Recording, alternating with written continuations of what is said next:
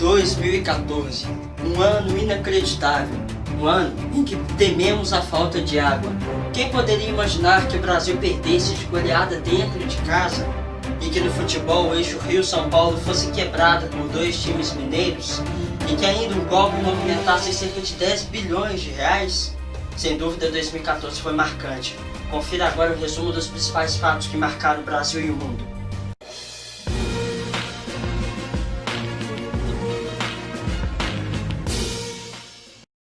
O Brasil foi o cenário, foi o palco da Copa do Mundo de 2014. A cerimônia de abertura contou com grandes nomes da música, como Cláudia Leite, Pitbull e Jennifer Lopez. Durante o evento, que atraiu milhares de turistas para o Brasil, a seleção brasileira protagonizou o maior vexame da história. Na semifinal, a seleção foi derrotada por 7-1 pela seleção alemã no Mineirão, em Belo Horizonte. E no encerramento do evento, a presidente Dilma Rousseff foi vaiada por parte do público no estádio Maracanã, no Rio de Janeiro. Ela estava entregando a taça para o capitão da seleção alemã, quando foi vaiada por parte do público. Alegria para o futebol mineiro. No ano passado, as duas principais equipes do estado venceram os principais títulos do Brasil. E acabou destronando o eixo Rio-São Paulo. O Cruzeiro, tetracampeão brasileiro, e o Atlético, campeão da Copa do Brasil. Neste ano, vimos um bem tão precioso quase se esgotar. A crise de água afetou milhares de pessoas pelo Brasil. No sul do país chovia muito, no nordeste e sudeste, cidades vivendo em estado de calamidade pública.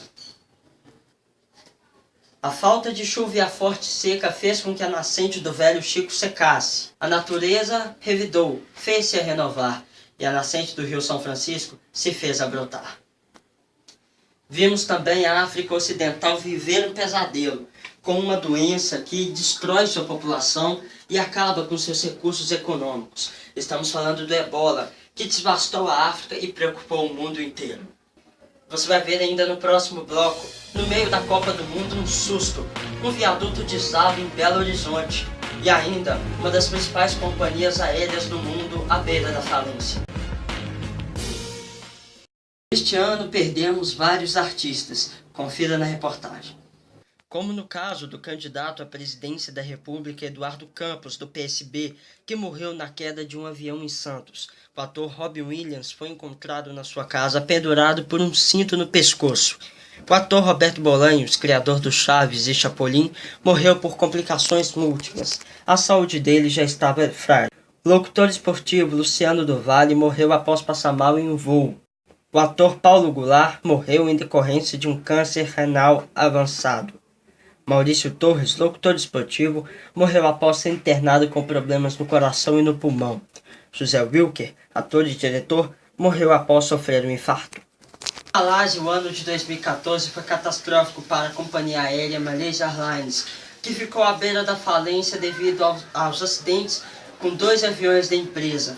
Um desaparecido no Oceano Índico em março e outro derrubado por um míssil no leste da Ucrânia.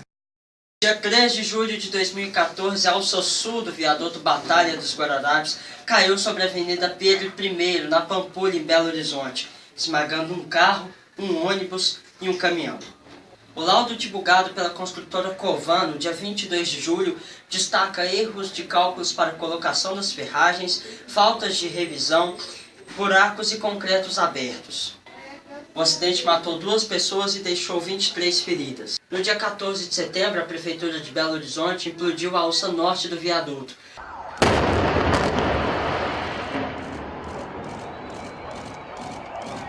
Vale ressaltar que toda essa obra era para a mobilidade do MOVE, o serviço de transporte rápido por ônibus de Belo Horizonte. E esta obra toda seria para antes da Copa do Mundo.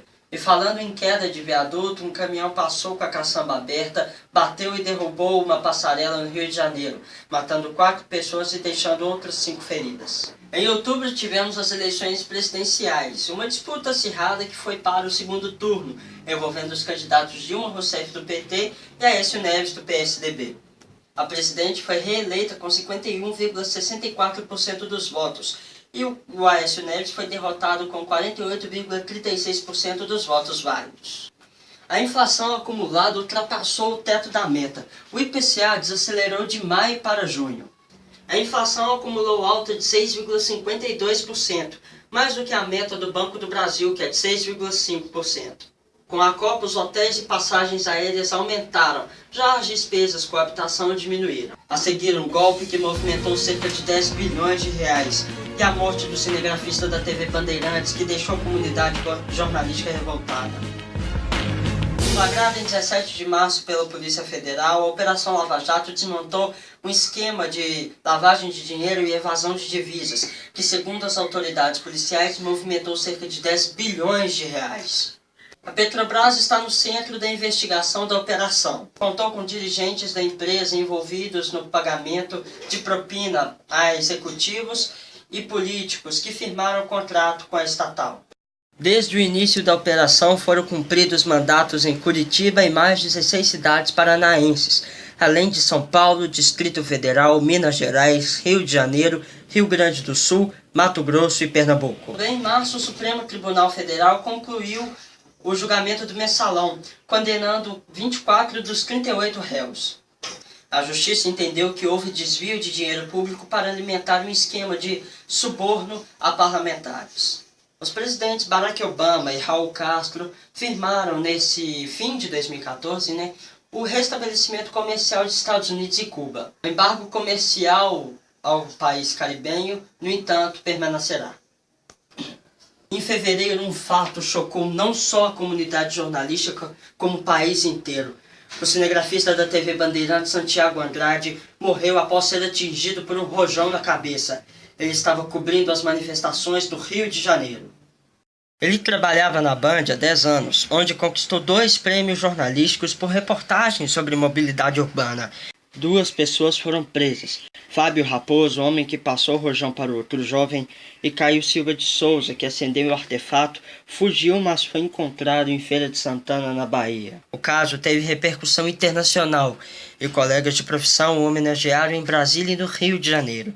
Cinegrafistas, fotógrafos e assistentes colocaram suas câmeras formando um círculo e cruzaram os braços. Durante a Copa do Mundo houve várias manifestações, a maioria de forma pacífica. Porém, a imprensa internacional tratou de forma tranquila e com sentimento de satisfação, uma vez que os brasileiros estão participando mais da economia, da política do nosso país. O Retrospectiva 2014 fica por aqui. A gente volta a se encontrar muito ao longo desse ano. Um feliz 2015 para você. Muito obrigado por sua companhia.